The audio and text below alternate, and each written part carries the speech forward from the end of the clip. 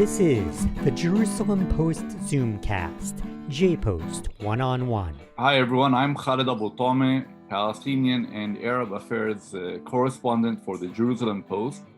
And today our guest is Olga Deutsch. She serves as Vice President of an Israeli Applied Research Institute NGO monitor. Olga brings extensive experience in international politics, Europe-Israel relations with particular emphasis on international development and humanitarian aid and civil society.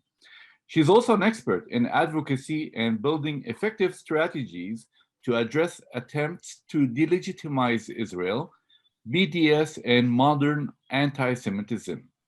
In her capacity, she works with elected officials around the world. So, Olga, welcome to our Zoomcast on the Jerusalem Post. These are the issues that we'll be talking about today. Now, the first question I'd like to ask you is, what is the challenge with NGOs in the context of the Arab-Israeli conflict? I mean, what are the challenges for the state of Israel in that context?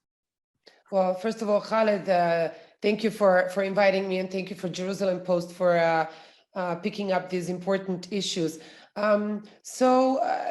Look, civil society, right? NGOs are a crucial part of our modern democracies, modern societies. They are the backbone of a healthy democracy. I always like to say that they are almost complementary to the government, to the elected officials. They're supposed to be the conscience of our societies. And when we grant them this importance, we grant them incredible legitimacy. We associate topics like human rights, justice, international law, etc., to some of the endeavors that they try to pursue.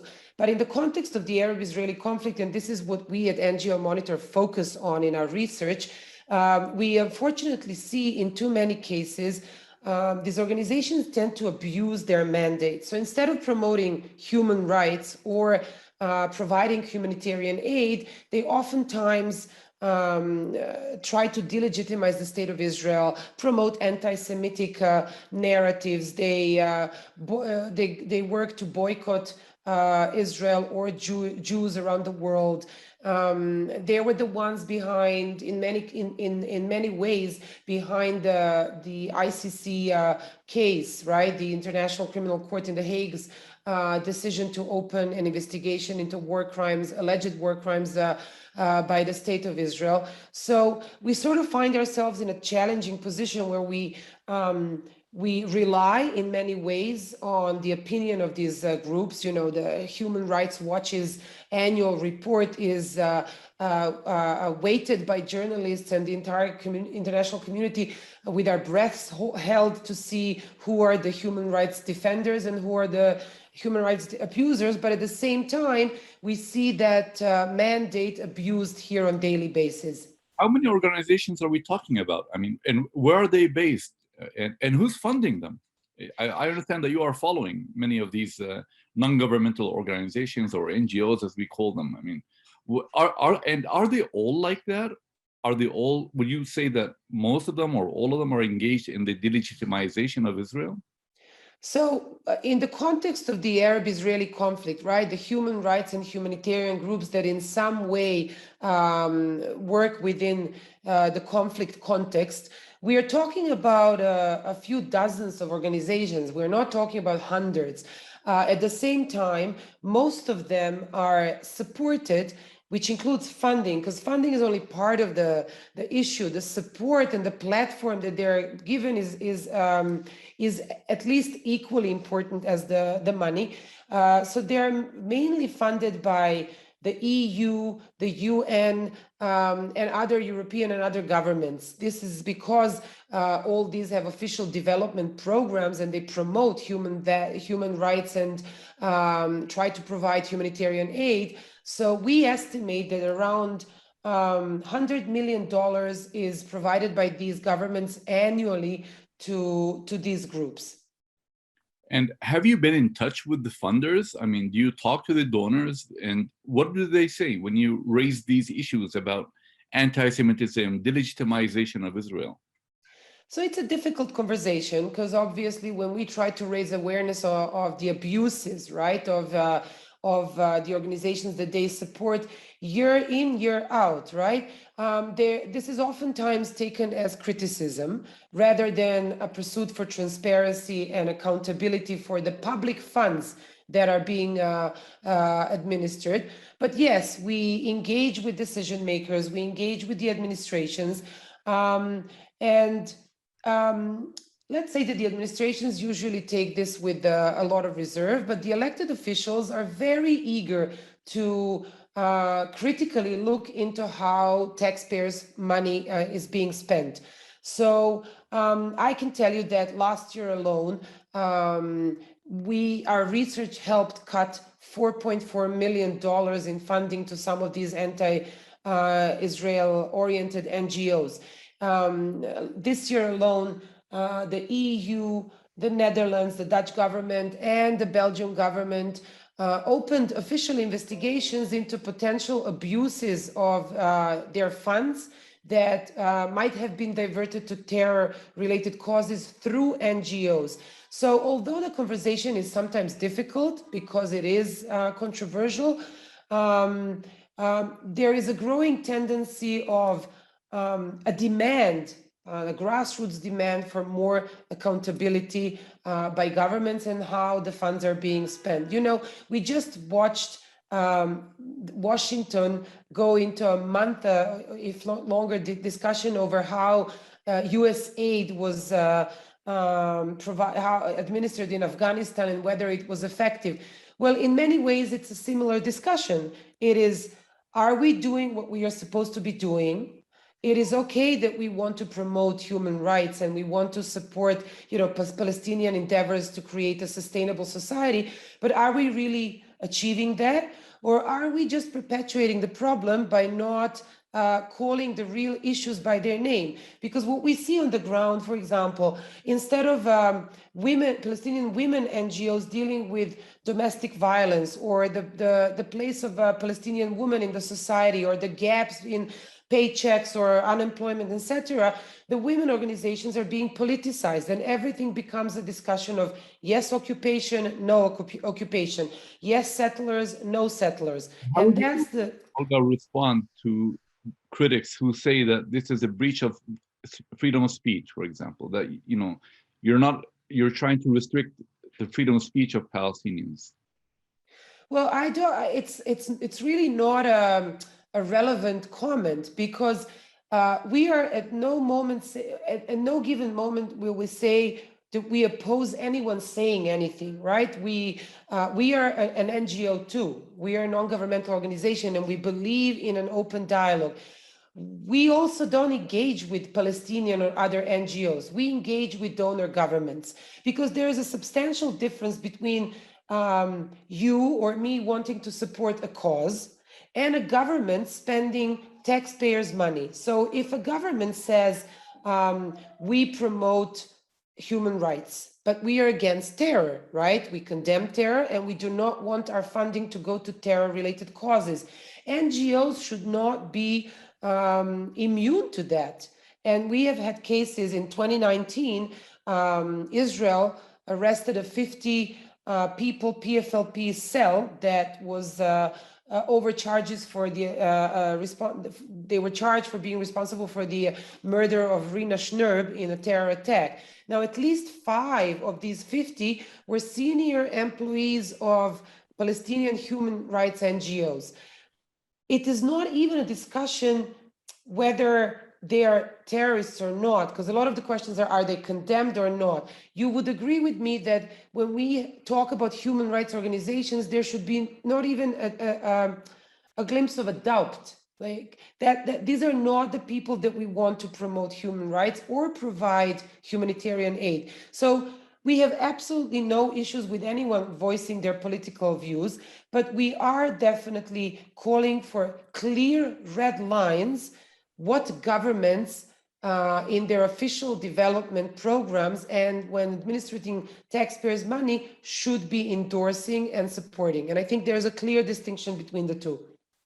Yeah, I'd also like to ask you about the global fight against anti-Semitism.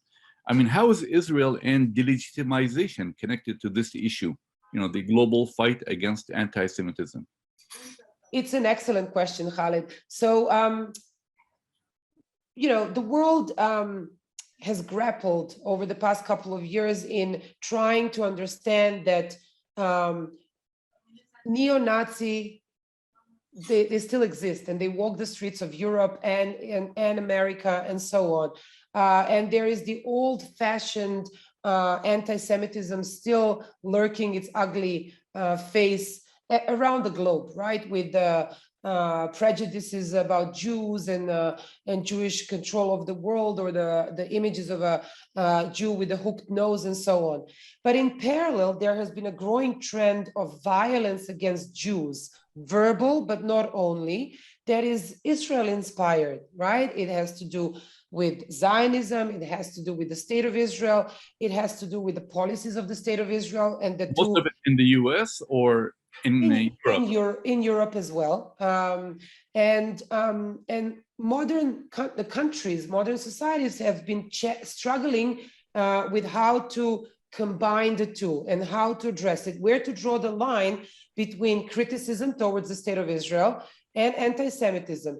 To put this in a context, I'll try to illustrate. When there's an attempt to set a fire, right, on a synagogue in a German city by two Palestinian people, and then there's a court after they're arrested, and there's a court case. The judge needs to know whether this was a hate crime or just a criminal act. And in this particular case, a few years back, the two Palestinians were discharged because they said this was merely an expression of their political frustration. Now, to local Jews, it was a physical threat on their safety. And these Jews are not citizens of the state of Israel. So Israel has been playing a central place in today's both understanding of what is anti-Semitism, as well as how do we combat it. Yeah, I also want to ask you about the International Holocaust Remembrance Alliance, the IHRA, the working definition on anti-Semitism. Why is it so important? Can you give us some, explanation? Well, you strike exactly to the middle, to the heart of the issue, and that is in the continuation of what we just discussed. The International Holocaust Remembrance Alliance is an intergovernmental alliance of many, many countries joining in attempt to combat anti-Semitism, preserve the memory of Holocaust, but also combat anti-Semitism. And a few years ago, they came up with a working definition of anti-Semitism that exactly tries to marry the sort of the old-fashioned anti-Semitism and the contemporary manifestations of it. We're not talking about a new anti-Semitism because the motives are still the same.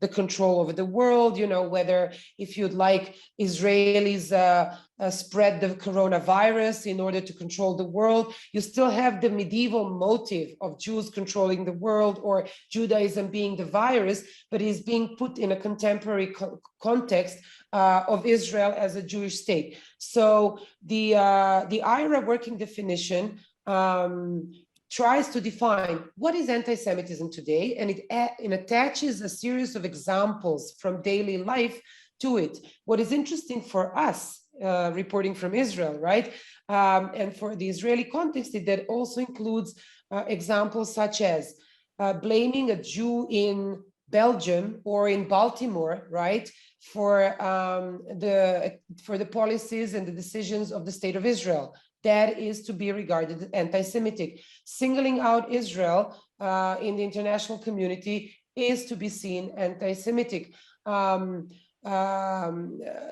Calling Israel a racist endeavor or a racist project or apartheid is to be anti-Semitic. The working definition clearly says criticizing the state of Israel is okay, just like you would criticize any other country, but criticizing it on double standards, on standards that you would not apply to any other country, or denying Jews the right for self-determination. All these are to be seen as anti-Semitic. And in that, the IRA working definition is revolutionary because it tries to offer a practical solution to the challenges we face on a daily basis.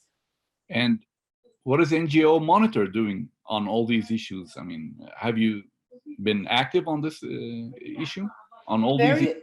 So very much. This is the bread and butter sort of what we do. We provide factual reports on the activities on one hand of these human rights and humanitarian NGOs that are active in the context of Israel, Palestinian, the conflict. And at the same time, we provide facts about the funding. So which government funds which group. And then we try to raise awareness on the distortions of their agenda, right? Of what they're trying to do. And we engage with decision makers and we call for them to take action. So we are very proud that our research could help since our creation in cutting funds in $72 million to anti-Israel, anti-Semitic terror-linked groups. Over 15 governments have amended their existing policies or introduced new, more stringent vetting procedures when it comes to funding NGOs. There is a growing awareness that civil society too needs to be accountable. I always like to draw a parallel, right? In the private sector, you have the laws and you have the market, the rules of the market. And if there's an anomaly or if there is no non-fair competition, the market knows how to regulate that. In the public sector, it is the same, right? An elected official, if he or she is not living up to their promise, at best, they will not get re-elected. But when we talk about the civil society or the third sector, the NGO sector, there are no checks and balances. And we as societies tend to demand or expect less transparency and accountability. And that's exactly where we come into the picture, calling for governments to say, it is okay that we support the civil society, but it is not okay when they cross clear red lines, which is you should not get public funds if you promote anti-Semitism, if you delegitimize the state of Israel, if you have ties to terror, which are all things that are in direct contrast to the values that these donor governments openly pursue vis-a-vis Israel. Yeah, how would you rate your success, I mean, on these issues from 1 to 10? I mean, it's a tricky question. What's the reaction? I mean, I'd like to hear more about the reactions that you get from the Europeans and from other donors, other people who are contributing to all these NGOs. I mean, when you tell them that they are promoting anti-Semitism, that they are promoting the delegitimization of Israel, I mean, what do you hear from them? Do they tell you that this is legitimate criticism of the occupation of the state of Israel and things like that? Well, we like to believe that we work very hard, and we like to believe that we do a very good job. And our results, right, speak for themselves. The fact that more and more governments have introduced new policies, then there is more and more just generally debate around what is okay and what is not okay for NGOs to do. At the same time, like everything in politics, we're looking at long-term processes. So let's say when the EU last week announces a new strategy on combating anti-Semitism, right? And about it. What's your take on it? We heard this new report, or I don't know if it's an announcement or it is about It's a new strategy to combat anti-Semitism for the next 9 years, so until 2030. And the European Union places IRA working definition in the center of it. So it is very, very important.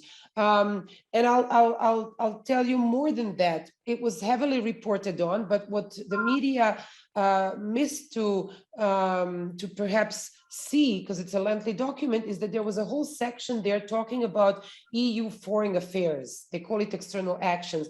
That includes everything that the EU promotes or does outside of its own borders, right?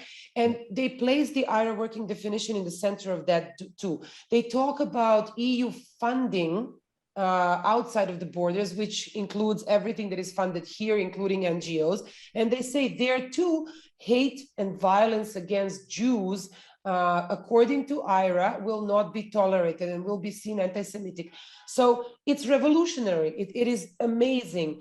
At the same time, like most policies, the actual effect will be measured by how successfully they manage to apply it and implement it, how successfully they will be, and how vigilant they will be in monitoring and reporting on it, and then sanctioning the ones that do not, that breach their own standards. And that is, that takes us back to your previous question of how successful we are. We call for more responsible and more accountable policies. But once we manage to raise awareness on that, and a government introduces more stringent procedures, we then move on to the next challenge right away, which is calling for application of that same policy. So it's a very lengthy process. We still have lots of work to do, but I do think that there is a greater awareness that just because you attach the words human rights to your organization does not make you a human rights defender. And we as societies by and large need to be asking more questions on a regular basis. So we will be in the future asking you more questions on a regular basis. We'll be following your work. Thank you very much, Olga Deutsch from NGO Monitor, and hope to see you soon. Thanks so much for having me, Khaled, and I look forward to being your guest again. Thank you very much. Take care.